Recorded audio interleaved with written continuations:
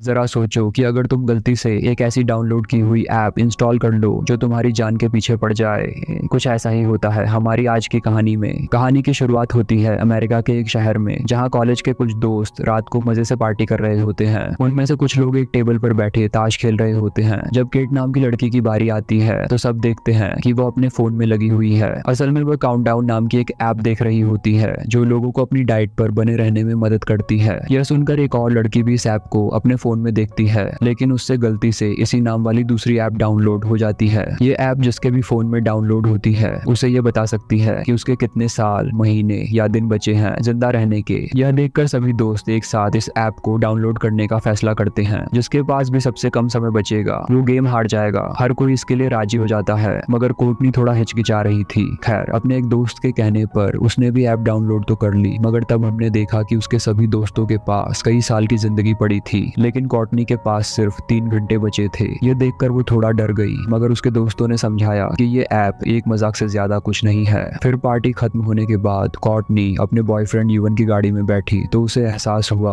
कि युवन नशे में पूरी तरह धुत था। उसे डर लगा कि कहीं ऐप की बात सच तो नहीं हो जाएगी, इसलिए उसने पैदल घर जाने का फैसला किया। ये देखकर युवन गुस्से में गाड़ी लेकर चला गया। इधर कोर्टनी अंधेरे में अकेली चल रही थी कि अचानक काले कोट में एक आदमी उसका पीछा करने लगा। तभी उसे ऐप से नोटिफिकेशन आई कि उसके पास सिर्फ 7 मिनट बचे हैं। वो काफी ज्यादा घबरा गई और सीधा घर चली गई। फिर उसने बाथरूम में जाकर फोन बंद कर दिया, लेकिन फोन अपने आप ऑन हो गया और फिर से वही ऐप ही खुल गई। जैसे ही समय खत्म हुआ, अचानक किसी ने कोर्टनी को छत की ओर खींचा और उसे जान से मारकर बाथटब में फेंक दिया। वहीं दूसरी ओर उसी पल उसके बॉयफ्रेंड युवन की गाड़ी एक पेड़ से जोरदार टकरा गई। युवन की जान तो बच गई, मगर जिस सीट पर कोर्टनी बैठने वाली थी वो बुरी तरह कुचल गई। इससे युवन को यकीन हो गया था कि ये ऐप सच में इंसान की बची हुई जिंदगी का समय बताती है। इसके बाद हम एक हॉस्पिटल में चिन नाम की एक नर्स को देखते हैं। अचानक उसने देखा कि एक पेशेंट अपने कमरे से भाग गया था। चिन ने उसे ढूंढा तो पता चला कि वो एक बंद कमरे में बैठा था। ये पेशेंट कोर्टनी का बॉयफ्रेंड युवन ही था। उसने कहा कि वो कोर्टनी की वजह से परेशान है क्योंकि उसकी मौत काउंटडाउन ऐप के बताए हुए समय पर ही हुई है। पर चिन ने उसे शांत करके उसे कमरे में वापस चलने को कहा, मगर युवन ने उसे बताया कि ऐप के मुताबिक उसके पास सिर्फ 19 घंटे बचे हैं। खैर, थोड़ी देर बाद चिन हॉस्पिटल की हेड नर्स एमी से मिली तो पता चला कि चिन की नौकरी पक्की हो गई है और एमी ने उसके लिए एक पार्टी रखी है। जब सब केक खा रहे थे तो चिन ने सबको युवन के काउंटडाउन ऐप के बारे में बताया। उसके कुछ साथियों ने खुद ऐप डाउनलोड करने का फैसला किया और इसमें डॉक्टर सलिवन भी शामिल थे। डॉक्टर तो काफी खुश था क्योंकि वो 90 साल तक जीने वाला था। फिर सब पार्टी कर रहे थे कि अचानक एक आदमी एक बेहोश औरत को उनके पास लाया। डॉक्टर सलिवन और नर्सेस ने तुरंत उसे एक इंजेक्शन दिया जिससे वो होश में आ गई और किसी तरह उसकी जान बच गई। इस अजीबोगरीब घटना के बाद चिन हॉस्पिटल से घर लौट रही थी कि अचानक उसके पास काउंटडाउन ऐप डाउनलोड करने की नोटिफिकेशन आई। उसे लगा कि चलो ठीक है, इस ऐप को मैं भी देख लेती हूँ क्या है इसमें, और उसने बिना सोचे समझे सारी शर्तें भी एग्री कर दी। जैसे ही उसने देखा कि उसकी जिंदगी के सिर्फ 2 दिन ही बचे हैं तो उसे काफी अजीब महसूस हुआ। खैर, फिर वो अपने माँ बाप के घर जाकर अपने कुछ जरूरी कागजात ढूंढने लगी। उस वक्त कमरे में कोई नहीं था, मगर उसे एहसास हुआ कि आसपास जरूर कोई ना कोई है, इसलिए वो अलमारी के अंदर देखने के लिए आगे बढ़ी। अलमारी खोलते ही उसने देखा कि उसकी छोटी बहन जॉर्डन और उसका बॉयफ्रेंड वहाँ छुपे हुए थे। उन्हें देखते ही चिन ने उन्हें बाहर जाने को कहा, लेकिन जॉर्डन ने उसकी बात नहीं मानी। असल में उनकी माँ की मौत के बाद चिन ने उससे मिलना जुलना बहुत कम कर दिया था, इसलिए जॉर्डन उसे नाराज थी। चिन ने उसे समझाने की कोशिश की, पर जॉर्डन ने खुद को कमरे में बंद कर लिया। तभी उनके पिता चार्ली वहाँ आ गए। वो भी अपनी पत्नी की मौत के गम से उबर नहीं पाए थे। अगले दिन वे अपनी पत्नी की कब्र पर जाकर श्रद्धांजलि देने वाले थे तो उन्होंने चिन को भी साथ चलने को कहा।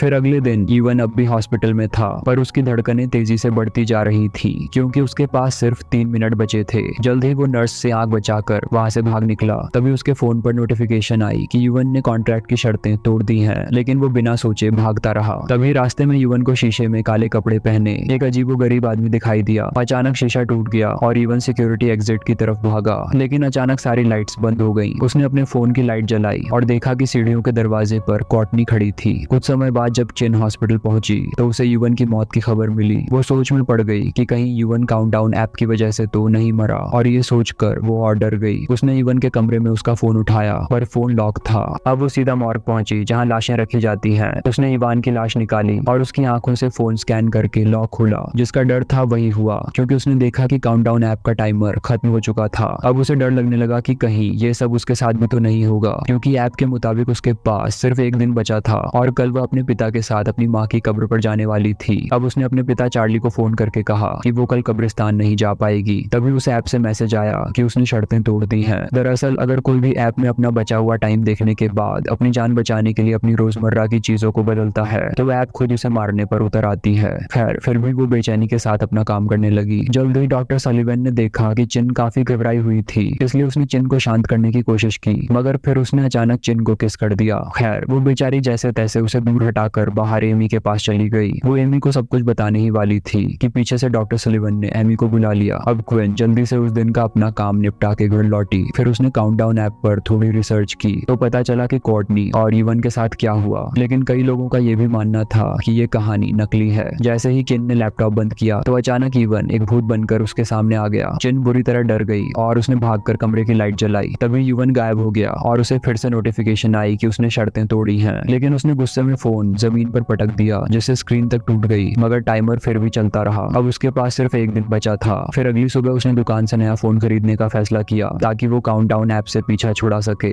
लेकिन जैसे ही उसने नया फोन चलाया तो उसमें भी काउंटडाउन ऐप पहले से ही मौजूद थी। हैरानी की बात तो ये थी कि उसे फोन से डिलीट करने का भी कोई तरीका नहीं था। अब चिन वापस अपनी गाड़ी में बैठी, पर उसने शीशे से देखा कि गाड़ी के पीछे काले कपड़े पहने एक आदमी खड़ा था। जैसे ही वो पीछे मुड़ी तो वो गायब हो गया और चिन वहां से निकलने लगी, मगर अचानक किसी ने अपने हाथों से उसका मुंह ढक दिया और उसकी गाड़ी किसी और से टकराने से बाल बाल बची। तभी दूसरी गाड़ी वाला आदमी उसे झगड़ा करने के लिए बाहर आया। उसी वक्त फोन वाली दुकान से एक आदमी निकला और चिन की तरफ से बोलने लगा कि लगी तो नहीं ना, गाड़ी चला जाए यहाँ से। जैसे तैसे उसने गाड़ी वाले को भगाया और चिन को बताया कि उसका नाम मैट है। उसने फोन स्टोर में चिन की बातें सुन ली थी। मैट ने बताया कि उसने भी यही ऐप डाउनलोड की है। इसके बाद वो दोनों एक बार में गए और उन्होंने हिसाब लगाया कि इस ऐप के बताए समय पर लोगों का मरना कोई इत्तेफाक तो नहीं हो सकता। चिन को लगता था कि जिस आदमी की झलक उसे दिखाई देती है शायद वही सबकी जान ले रहा है। फिर उसे याद आया कि हॉस्पिटल में एक प्रीस्ट है, तो वो मैट के साथ उनसे मिलने चली गई। प्रीस्ट ने उन्हें एक आदमी का नाम बता दिया जो इस तरह की राक्षसी आत्माओं का सामना करने की ताकत रखता था। अब मैट और चिन उससे मिलने जा ही रहे थे कि एमी ने चिन को एक जरूरी काम के लिए बुलाया। उधर मैट बाथरूम गया तो अचानक किसी ने उसके कैबिन में घुसने की कोशिश की। उसने देखा कि ये किसी लड़के के पैर थे, तो मैट ने उसे दूर चले जाने को कहा। अब जब मैट बाहर आकर हाथ धो रहा था तो उसे उसी लड़के के रोने की आवाज सुनाई दी। मैट ने देखा कि वो एक कैबिन से होते हुए दूसरे में जा रहा था और अंत में वो झुका और अचानक गायब हो गया। तभी लाइट चली गई और एक दरवाजा खुला। अचानक उसी लड़के ने मैट पर हमला कर दिया। मैट ने उसका सामना किया पर भी जल्द ही वो दोबारा से गायब हो गया। वहीं दूसरी ओर एमी चिन को हॉस्पिटल में मीटिंग रूम में ले आई, जहां पता चला कि डॉक्टर सुलेवन ने इल्जाम लगाया था कि चिन ने उसका गलत फायदा उठाने की कोशिश की है। ये सुनकर तो चिन का खून खौल उठा और उसने कहा कि जबरदस्ती उसने नहीं बल्कि सुलेवन ने की थी, लेकिन किसी ने भी उस पर विश्वास नहीं किया तो वो गुस्से में उठकर बाहर चली गई। फिर वो मैट के साथ जॉन नाम के उस आदमी से मिलने पहुंची। वो एक काफी पहुंचा हुआ प्रीस्ट था और उसने ध्यान लगाकर पता लगाया कि सबके पीछे ओजोन नाम के एक डीमन का हाथ है। फिर उसने इसके पीछे की कहानी सुनाई। उसने बताया कि कई साल पहले एक राजकुमार था जिसे एक ज्योतिषी ने उसकी मौत का समय बता दिया था, लेकिन ये पता चलने के बाद उसने अपनी मौत को धोखा देना शुरू कर दिया, जिससे ओजोन राक्षस जाग उठा और अंत में उसकी जान लेकर ही माना। अब जॉन ने कहा कि शायद ये ऐप उस ओजोन डीमन का ही नया रूप है। अब उनके पास इस ऐप को हैक करने के अलावा कोई दूसरा रास्ता नहीं था।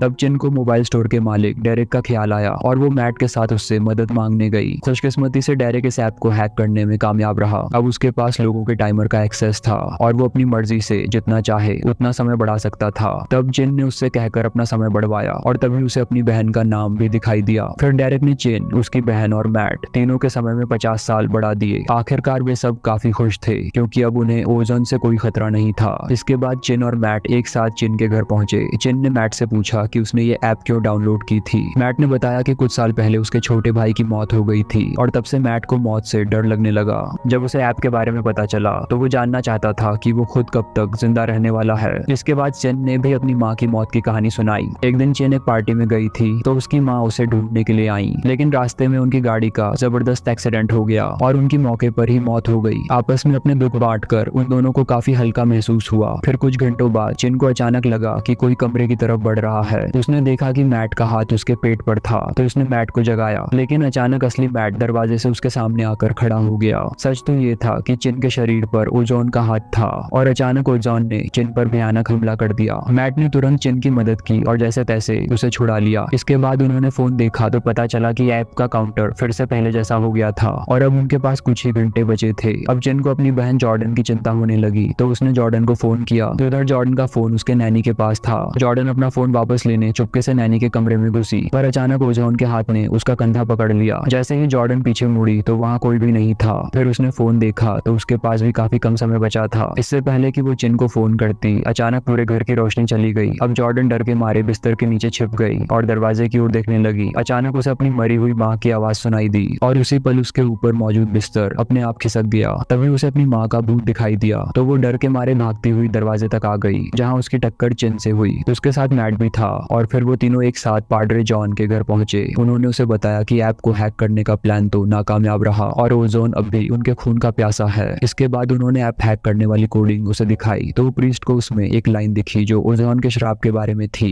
ये देखकर वो काफी खुश हुआ। असल में जॉन का मानना था कि श्राप को तोड़ा जा सकता है। अब उसने ओजोन को उसी के खेल में फंसाने का प्लान बनाया। उसने कहा कि उन्हें ओजोन को चकमा देकर ये महसूस कराना होगा कि आज उनके मरने का दिन नहीं है। फिर जॉन ने एक ऐसी पूजा करने की तैयारी शुरू की जिसकी मदद से वो ओजोन को मौत का समय बीत जाने के 1 सेकंड बाद तक रोक सके। अगर उन्होंने एक भी इंसान को समय पूरा होने के 1 सेकंड बाद तक बचाए रखा तो श्राप टूट जाएगा और वो अपनी मौत को चकमा देने में कामयाब रहेंगे। इसके बाद वो चारों बेसमेंट में पहुंचे और नमक में पेंट मिलाकर सुरक्षा कवच बनाया। जॉन का मानना था कि ओजान इस घेरे को पार नहीं कर सकता। सारी तैयारी पूरी होने के बाद उन्होंने देखा कि मैट के पास अब सिर्फ 2 मिनट बाकी थे। कुछ पल में लाइट चली गई जिसका मतलब था कि ओजान मैट को लेने आ गया है। वो चारों तुरंत उस गोले के अंदर आ गए और जॉन ने भगवान से मदद मांगी। कुछ पल में ओजान का असली रूप सबके सामने आ गया और वो फिर भी उस गोले के अंदर नहीं घुस पा रहा था। तभी अचानक मैट के सामने एक खिलौना आया। ये वही खिलौना था जो उसके छोटे भाई की मौत के समय उसके हाथ में था। उसी पल मैट को अपना भाई अपने सामने दिखाई दिया और वो धीरे धीरे उसकी तरफ बढ़ने लगा। लेकिन इसी बीच मैट उस सुरक्षा चक्र से बाहर आ गया और इसी गलती का फायदा उठाकर ओजान उस पर झपट पड़ा और घसीटते हुए ऊपर ले गया। अब चिन भी तुरंत उसे बचाने दौड़ी पर उसने बाहर आकर देखा कि मैट तो एकदम ठीक था। लेकिन उसी पल अचानक एक तेज रफ्तार गाड़ी ने उसे कुचल दिया। आखिरकार मैट की मौत के साथ ऐप का टाइमर भी बंद हो गया। अब चिन और उसकी बहन के पास भी ज्यादा वक्त नहीं था। चिन अब भी यही सोच रही थी कि आखिर मौत को चकमा कैसे दिया जा सकता है। लेकिन तभी उसने देखा कि ओजान के हमले के बाद जॉर्डन जख्मी हो गई थी। इसीलिए उसने अपनी बची खुची हिम्मत जुटाई और जॉर्डन को लेकर हॉस्पिटल पहुंची। इसी दौरान चिन के साथ काम करने वाली एक नर्स ने आकर उससे कहा कि उसे डॉक्टर सलिवन वाले मामले में चिन की बात पर यकीन है। चिन ने उसका शुक्रिया अदा किया और तभी उसकी नजर डॉक्टर सलिवन पर पड़ी जो जॉर्डन का इलाज कर रहा था। अचानक उसके दिमाग में एक प्लान आया जो एक ही बार में सारे फसाद की जड़ मिटा देगा। जब डॉक्टर सलिवन अपने ऑफिस की ओर मुड़ा तो चिन भी उसके पीछे चली गई। अब उसने डॉक्टर को लुभाने की कोशिश की तो डॉक्टर को थोड़ा अजीब सा लगा कि कल तक तो ये मुझे धक्के देकर भाग रही थी, अब क्या हो गया इसे। तब चिन ने कहा कि वो ये सब अपनी नौकरी वापस पाने के लिए कर रही है। अब उसने डॉक्टर को हॉस्पिटल के सुनसान कमरे में बुलाया और डॉक्टर भी खुश होकर वहां पहुंच गया। वो क्विन को ढूंढ ही रहा था कि क्विन ने कहा कि वो छुपम छुपाई का खेल खेलेंगे। डॉक्टर क्विन की आवाज सुनकर उसे ढूंढने लगा मगर वो ये नहीं जानता था कि क्विन अपने हाथ में लोहे का सरिया ली खड़ी है। मौका मिलते ही क्विन ने सरिये से डॉक्टर पर जोरदार हमला कर दिया और वो जख्मी होकर जमीन पर गिर गया। क्विन ने उसे एक जानलेवा इंजेक्शन देकर उसका काम तमाम करने की धमकी दी। लेकिन उस वक्त जॉर्डन भी क्विन के पीछे पीछे वहां तक आ गई थी। जॉर्डन ने उसे पूछा कि आखिर वो ये सब क्या कर रही है। क्विन ने जवाब दिया कि अगर वो ऐप के बताए हुए समय से पहले ही डॉक्टर को मार डाले तो ऐप की भविष्यवाणी गलत हो जाएगी और इस तरीके से भी श्राप टूट ही जाएगा। जल्दी ही उसे एहसास हुआ कि उसका आइडिया एकदम सही है, क्योंकि जैसे ही उसने डॉक्टर को जानलेवा इंजेक्शन देने की कोशिश की ओजान ने सलिवन को पीछे खींच लिया। क्विन सरिया लेकर डॉक्टर के पीछे गई। इधर जॉर्डन को फोन पर मैसेज आया कि उसकी जिंदगी के सिर्फ 2 मिनट बाकी थे। धीरे धीरे समय उसके हाथों से फिसलता जा रहा था और उधर क्विन डॉक्टर को ढूंढ रही थी। लेकिन इससे पहले कि वो उसे ढूंढ पाती सलिवन ने पीछे से उस पर खुद ही हमला कर दिया मगर क्विन उसे चकमा देकर भाग निकली। तब डॉक्टर ने उसे धमकी दी कि वो सब कुछ पुलिस को बता देगा। लेकिन उस समय क्विन ने पीछे से उसकी पीठ में लात मारी और हाथ में सरिया लेकर उसकी ओर फेंका मगर बदकिस्मती से डॉक्टर कमरे से बाहर भाग गया। क्विन भी उसके पीछे आई और सरिये से घातक वार करके उसने सुलिवन को गिरा दिया। फिर उसने इंजेक्शन निकाला लेकिन इससे पहले कि वो इंजेक्शन लगाती ओजान ने उसे अपनी शक्ति से पीछे धकेल दिया। इसी मौके का फायदा उठाकर सलिवन वहां से भाग निकला और क्विन की सारी उम्मीदें टूट चुकी थी। लेकिन फिर उसने अपनी बहन को बचाने के लिए दवाइयों के डिब्बे से ढेर सारे इंजेक्शन निकाले। उधर जॉर्डन हॉस्पिटल से भागने के चक्कर में मॉर्ग में पहुंच गई। उसने देखा कि उसके पास लगभग 1 मिनट बाकी था। वो दुख में फूट फूट कर रोने लगी। अचानक ओजान ने उसे उठाकर खिड़की पर पटक दिया। जॉर्डन ने वहां से भागने की कोशिश की मगर ओजान उसके ऊपर काफी भारी हो गया। अब जॉर्डन का आखिरी समय आ चुका था। लेकिन उसी पल अचानक क्विन हाथ में इंजेक्शन ले ओजान के सामने आ गई। वो अपनी बहन को बचाने के लिए किसी भी हद तक जाने को तैयार थी मगर तभी ओजान उसे रोकने के लिए उसकी माँ का रूप लेकर उसके सामने आ गया। अपनी माँ को सामने देखकर क्विन का दिल भर आया और जल्दी उसे एहसास हो गया ये सब सच नहीं है। उसने वो इंजेक्शन खुद को लगा लिया और बेहोश होकर जमीन पर गिर गई। अब ओजान ने उसी पल उसे बचाने के लिए हवा में मोड़ आया, लेकिन अब बहुत देर हो चुकी थी। उसी पल ओजान का श्राप खत्म हो गया और ओजान एक ही पल में राख बनकर हवा में गायब हो गया। इधर क्विन फिर से नीचे गिर गई तो जॉर्डन उसे उठाने आई। तभी उसकी नजर क्विन के हाथ में रखी दवाई पर पड़ी। उसने देखा कि क्विन की बांह पर इस दवाई का नाम और इसे लगाने की जगह लिखी हुई थी। तब जॉर्डन ने सिरिंज में दवाई भरी और सही जगह पर इंजेक्शन लगा दिया। कुछ पल में क्विन को होश आ गया और जॉर्डन ने उसे जोर से गले लगा लिया। आखिरकार ओजान का श्राप खत्म हो गया था और क्विन की वजह से उसकी जान बच गई थी। इस घटना के कुछ दिन बाद दोनों बहनें अपने पिता के साथ अपनी माँ की कब्र पर श्रद्धांजलि देने गईं। लेकिन अचानक क्विन को अपने फोन पर एक नोटिफिकेशन आई कि काउंटडाउन ऐप का एक नया वर्जन उसके फोन में डाउनलोड हो चुका है। जॉर्डन ने उससे पूछा कि क्या हुआ, लेकिन इससे पहले कि क्विन कुछ कहती, उसके पीछे वही काला कपड़ा पहने ओजन की परछाई आ गई। इसका मतलब ये था कि ओजन का बनाया हुआ मौत का खेल अभी खत्म नहीं हुआ। अगर ये मुमकिन होता तो क्या आप अपनी मौत का समय जानना चाहेंगे? कमेंट्स में जरूर बताना। मिलते हैं अगली वीडियो में।